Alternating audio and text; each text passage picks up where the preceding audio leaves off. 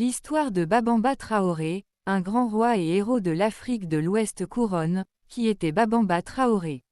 Babamba Traoré, mort en 1898, fut le dernier roi du royaume de Sikasso, situé dans l'actuel Mali.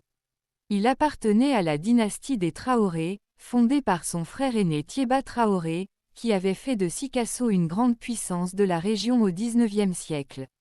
Épée croisée, un roi courageux et patriote. Après la mort de Thiéba Traoré en 1893, Babamba monta sur le trône.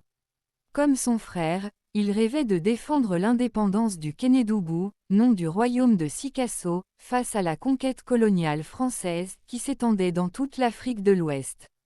Les Français voulaient soumettre Sikasso comme ils l'avaient fait avec le royaume de Samori Touré. Mais Babamba refusa de céder. Il dit aux envoyés français: « Nous ne voulons pas de vos drapeaux ni de vos soldats dans notre ville. » Épée croisée, la guerre contre les Français en 1898, les troupes coloniales françaises marchèrent sur Sikasso.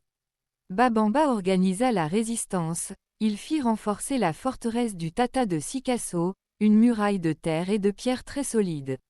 Les soldats et les chasseurs d'oiseaux défendirent héroïquement la ville. Le siège dura plusieurs semaines, mais les Français, mieux armés, finirent par percer les défenses. Crâne la mort héroïque de Babamba. Refusant d'être capturé par les colons, Babamba Traoré préféra mourir libre. Selon la tradition, il aurait demandé à ses gardes de le tuer plutôt que de le voir tomber aux mains des Français. C'était en mai 1898. Avec sa mort, le royaume de Sikasso fut conquis, et l'armée française prit définitivement le contrôle du sud du Mali.